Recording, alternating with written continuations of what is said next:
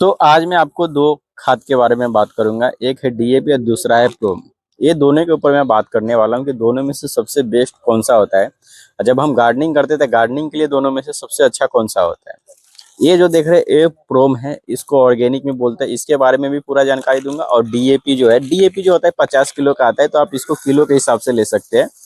तो देखिए, सबसे पहले डीओपी के बारे में बात करते हैं। डीएपी जो होता है सबसे बेस्ट केमिकल में खाद माना जाता है। इसमें जो होता है 46% तक आपको फास्फोरस पाया जाता है, 19% इसमें नाइट्रोजन पाया जाता है। और अभी के डेट में जो इंडिया में सबसे ज्यादा जो उपयोग किए जाने वाला खाद है वो डीएपी है। आप जितना भी नर्सरी में जाते हैं, जितना भी पौधा आप देखते हैं हरा भरा हेल्दी प्रोटीन, उसमें ज्यादा करके जो नर्सरी वाला रहता है वो डीएपी का ही यूज करता है। डीएपी का रिजल्ट बहुत ही अच्छा होता है। जितना भी सीजनल हो गया, सीजनल जो भी चीज है उसमें डीएपी सबसे ज्यादा यूज किया जाता है। जैसे गेहूं, चावल, मक्का और भी बहुत सारा चीज होता है जो सीजनल में होता है। उस सब में देखेंगे डीएपी का यूज होता ही है। डीएपी की भी अगर अभी के डेट में इसका ये खाद के बगैर अभी खेती करना बहुत ही ज्यादा मुश्किल हो चुका है। जितना भी है, गेहूं, धान हो गया, मक्का हो गया, या तरह तरह का अभी दाल हो गया, उड़हल दाल हो गया, कितना सारा दाल आता है, सब में आपका डीएपी का यूज होता ही होता है। इसका फायदा क्या रहता है मालूम है आपको? कि इसका रिजल्ट बहुत ही अच्छा आता है, बहुत जल्दी बहुत ही अच्छा आएगा रिजल्ट। और जब ये पौधे में देते हैं ना, तो इसका रिजल्ट इतना अच्छा आता है कि आपका 4 से 5 दिन में इसका रिजल्ट आना चालू हो जाता है डीएपी का। इसीलिए डीएपी सबसे ज्यादा यूज किया जाता है। डीएपी होता है, इसमें फास्फोरस की मात्रा बहुत ही ज्यादा पाया जाता है और ये केमिकल में आता है। ये आपका ऑर्गेनिक में डीएपी नहीं मिलेगा, ये आपको केमिकल में ही आएगा। 46% तक डीएपी रहता है। अभी मैं आपको जो दिखाता हूँ ये है आपका प्रोम फर्टिलाइजर। ये जो फर्टिलाइजर होता है इसको प्रोम नाम रखा गया है। और इसको प्रोम क्यों बोला जाता है? क्योंकि ये जो होता है फास्फेट रिच ऑर्गेनिक नेचर होता है। मतलब ये फास्फोरस इसमें जो पाया जाता है और रॉक फास्फेट इसमें मिलाया जाता है। रॉक फास्फोरस एक नेचुरल होता है जो चट्टान से निकाला जाता है और वो इसमें मिक्स करके इसको बनाया जाता है। इसका जो रिजल्ट आएगा वो आपका अच्छा रिजल्ट आता है। और रॉक फास्फेट इसलिए यूज किया जाता है, मान लीजिए बहुत सा ऐसा गार्डनर है जो हॉर्न मिल, बोन मिल का यूज किया जाता है। और उस समय देखा जाए तो जो हॉर्न मिल, बोन मिल होता है वो नॉनवेज में आता है। बहुत से ऐसा गार्डनर है, और बहुत अभी इंडिया में देखा जाए तो 50 से 75% ऐसे गार्डनर है जो हॉर्न मिल, बोन मिल बिल्कुल भी यूज नहीं करना चाहते। मैं भी नहीं यूज करता हूँ, आपको बतला देता हूँ। तो और जो हॉर्नमिल बोन मिल होता है वो बिल्कुल भी नहीं यूज करना चाहते, उसके लिए प्रोम सबसे बेस्ट होता है। 75% इंडिया में जो गार्डनर है वो बिल्कुल, मान लीजिए, हॉर्नमिल बोन मिल का यूज किया करता ही नहीं है। उस जगह पे आप प्रोम यूज कर सकते हैं। इसमें जो होता है रॉक फास्फेट होता है, साथ ही साथ इसमें जो ऐड किया जाता है वो किया जाता है जितना भी आपको गोबर की जो खाद होता है वो भी, और जितना भी वेस्टेज चीज होता है, खरपतवार, गन्ने का या किसी भी चीज का जो खरपतवार होता है, जो वेस्टेज चीज होता है, उसको एक गला के मेचो करके इसको यूज किया जाता है। इसमें जो पाया जाता है, इसमें फास्फोरस की मात्रा जो पाया जाता है वो 10%, और कार्बन भी इसमें 10 से 12% ही पाया जाता है। इसके बाद देखा जाए तो जो आपका जो भी न्यूट्रिशन होता है थोड़ा थोड़ा सब इसमें पाया जाता है, क्योंकि देखा जाए तो गोबर है और जितना भी आपका वेस्टेज चीज से इसको तैयार किया जाता है उसमें न्यूट्रिशन रहता ही रहता है। इसके कारण देखा जाए तो इसका जो अब रिजल्ट किसका अच्छा आता है, तो देखिए डीएपी का रिजल्ट अच्छा बहुत आता है। जब आप किसी भी पौधे में देते हो, ये केमिकल चीज है, तो केमिकल में आपका रिजल्ट अच्छा आएगा ही आएगा। ऐसा कुछ ऐसा शक नहीं कि आपका नहीं आएगा, केमिकल में आपका रिजल्ट अच्छा आता ही है। पर इसका सबसे बड़ा नुकसान क्या है मालूम है? अगर इसका डोज आप बढ़ा देते हैं, अगर आप गमले में रोपे हुए या गार्डनिंग करते हैं, इसका डोज अगर आप बढ़ा देते हैं तो आपको पौधा के अच्छा के जगह पे नुकसान बहुत ही ज्यादा पहुंचा देता है। और पौधे को बहुत ज्यादा नुकसान पहुंचाता है, पत्ता जलने लगता है या पौधा कभी कभी सुखाई देता है अगर आप ज्यादा यूज करते हैं तो। दूसरी बात है इसका रूट वूट भी गला देता है अगर आप बहुत ही ज्यादा यूज करते हैं। अगर आप लिमिट मात्रा में यूज करते हैं तो इसमें प्रॉब्लम नहीं आता है। डीएपी जो होता है आपका गर्मी के समय में बिल्कुल भी नहीं यूज किया जाता है। अगर गर्मी के समय में यूज करते हैं तो बहुत ज्यादा नुकसान होता है।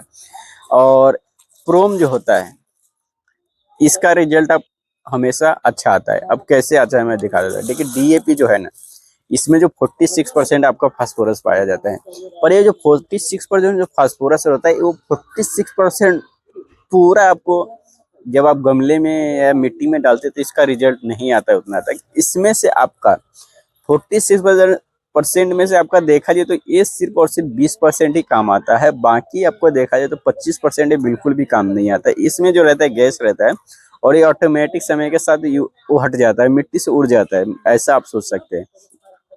तो 46% में से आपका 20 से 25% ही काम आता है। उसमें से एक और बड़ा इसमें नुकसान रहता है, अगर ये जड़ के पास नहीं पहुंचता है या जड़ इसको नहीं ले पाता है तो ये फिर से बेकार ही चला जाता है, कुछ काम का ही नहीं रहता है।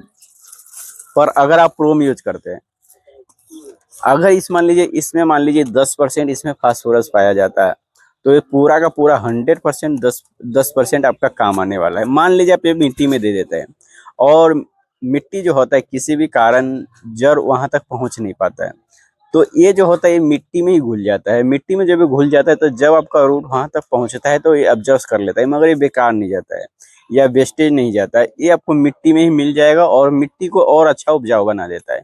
और ये जो होता है अगर इसको महीना 1.5 महीना में आप इसको कंटिन्यू यूज करते रहते हैं तो ये मिट्टी में जो न्यूट्रिशन जो घट जाता है ना, जब हम पानी यूज करते हैं, पानी इसमें कंटिन्यू देता रहता है गमले में, तो उसके कारण क्या रहता है न्यूट्रिशन मिट्टी में से जो हट जाता है तो वो हटने नहीं देता है, वो एकदम बरकरार इसमें रखता रहता है और मिट्टी को हमेशा ये उपजाऊ बनाया रहता है अगर आप इसको अच्छी तरह से कंटिन्यू यूज करते हैं। अगर इसमें मान लीजिए हम 10 ग्राम हमें देना है, 10 से 20 ग्राम हमें ये प्रति पॉट में देते हैं, अगर मान लीजिए इसमें 50 ग्राम भी दे देते हैं तो ये नुकसान नहीं करेगा, ये कभी भी नुकसान नहीं करेगा। कुछ समय के लिए पौधे में अच्छी तरह से एब्जॉर्ब हो जाता है और पौधे को बहुत ही अच्छा बना के रखता है। इसके कारण देखा जाए तो जो प्रोम होता है बहुत ही बेस्ट और एक अच्छा खाद इसको हम बोल सकते हैं ऑर्गेनिक में, और जो लोग गार्डनिंग करते हैं। सबसे पहला तो आपको मैं बता दूं, जो लोग नॉनवेज फर्टिलाइजर नहीं यूज करना चाहते वो आंख बन के प्रोम यूज करते हैं। अब एक चीज मैं आपको और बतलाता हूँ, अभी के डेट में देखा जाए तो नेट पे इंटरनेट पे देखा जाए तो बहुत सारा ऑर्गेनिक पाया जाता है। ऑर्गेनिक डीएपी बिल्कुल भी नहीं होता है। ऑर्गेनिक डीएपी जो बेचा जाता है, ऑर्गेनिक डीएपी बनाना इतना आप सोच भी नहीं सकते कि ऑर्गेनिक डीएपी बिल्कुल भी नहीं बना सकते। ऑर्गेनिक डीएपी के जगह इसी को प्रोम को ही ऑर्गेनिक डीएपी बोला जाता है, मगर प्रोम आप लेंगे तो अच्छा कंपनी का ही लीजिए। कभी भी आप लोकल कंपनी का लेंगे तो वो बिल्कुल भी कुछ काम का प्रोम नहीं रहेगा, मैं आपको पहले ही बतला देता हूँ। और अच्छा कंपनी का लेंगे तो आपको अच्छा रिजल्ट आएगा। अब जो होता है जितना भी आप देखते हैं ऑनलाइन पे एनपीके, ऑर्गेनिक एनपीके का सोर्स जो आप देखते हैं वो असल में ऑर्गेनिक एनपीके होता ही नहीं है। ऑर्गेनिक एनपीके बनाना इतना आसान नहीं है जितना आप सोच सकते हैं, क्योंकि देखा जाए तो जितना भी हम ऑर्गेनिक जो भी होता है गाय की गोबर या किसी भी तरह का वो होता है, उसको जब हम कंपोस्ट करते हैं तो उसमें किसी भी में इतना 19% तक उसमें नहीं पाया जाता है। चाहे गोबर की खाद हो गया, बकरी की खाद हो गया, ये बहुत सारा खाद पाया जाता है उसमें। देखा जाए तो आपका जो एनपीके का सोर्स रहता है मिनिमम 3 से 4 5, कितना भी आप कन्वर्ट करेंगे तो उसका 10% तक लेके जाते हैं। पर अभी देखेंगे तो इंटरमीडिएट 19% का आपको एनपीके का सोर्स मिलता है, वो भी ऑर्गेनिक में, तो पूरी तरह से फेक होता है। ऐसा एनपीके का ऑर्गेनिक में 19% तक बनाना बहुत ही मुश्किल है, नहीं बना सकते हैं। तो आप ऐसे में ना पड़े, आप अच्छा ऑर्गेनिक यूज करना चाहते तो अच्छी मैं यही बोलूंगा कि आप सरसों की खाद हो गया, नीम की खली हो गया, गोबर की खाद हो गया, वर्मी कंपोस्ट हो गया, किचन कंपोस्ट होता है, कंपोस्ट जितना भी होता है वो सब यूज कीजिए। किसी भी झंझट में आप उतना वो सब मत पड़िए, जैसे सीवीड हो गया, हुमिक एसिड हो गया, ये सब आप यूज कर सकते हैं तो ये आपको अच्छा होगा। पर अगर आपको केमिकल, आपको ऐसा लगता है कि हमें केमिकल में भी यूज करना है तो आप ऐसा कर सकते हैं कि आप 80% आप ऑर्गेनिक कीजिए, 20% आप केमिकल यूज कीजिए। जब जब केमिकल का जरूरत हो तब आप थोड़ा मोड़ा दे सकते हैं, नहीं तो आप ऑर्गेनिक कीजिए। 100% ऑर्गेनिक करना बहुत ही ज्यादा मुश्किल है, आप सोच नहीं सकते 100% आप ऑर्गेनिक कैसे कर सकते हैं। मैं आपको एक तरीका बतला देता हूँ, देखिए अगर आप 100% ऑर्गेनिक करना चाहते हैं तो उसमें समय समय पे आपको खाद और केयर करना बहुत ही ज़्यादा ज़रूरत पड़ता है, उस पर कभी भी आपको कीड़ा नहीं लगना चाहिए। दूसरी बात रहता है उसको समय और टाइमिंग पे उसको खाद देना बहुत ज़रूरी रहता है, कंटिन्यू आपको देना पड़ता है ताकि वो पौधे को थोड़ा भी न्यूट्रिशन की कमी ना पहुंच पाए। अगर आप केमिकल के करना चाहते हैं तो 2 से 3 महीना या 5-6 महीना में एक बार भी अगर आप यूज करते हैं तो उसका जो रहता है पूरा का पूरा खुराकी पूरा हो जाता है, क्योंकि केमिकल में बहुत ही ज़्यादा पाया जाता है, एनपीके का सोर्स रहता है, साथ ही ज़्यादा जितना भी देखेंगे वो हाई में रहता है और नुकसान भी उतना ही ज़्यादा पहुँचाता है। पर अगर आप ऑर्गेनिक में आप करना चाहते हैं तो मेरे ख्याल से रहेगा आप इसको सही समय पे, समय समय पे आप खाद पानी देता रहे, और टाइमिंग पे अगर आप पौधे को देखभाल करते हैं तो आप ऑर्गेनिक भी बहुत ही अच्छी तरह से घर पे कर सकते हैं।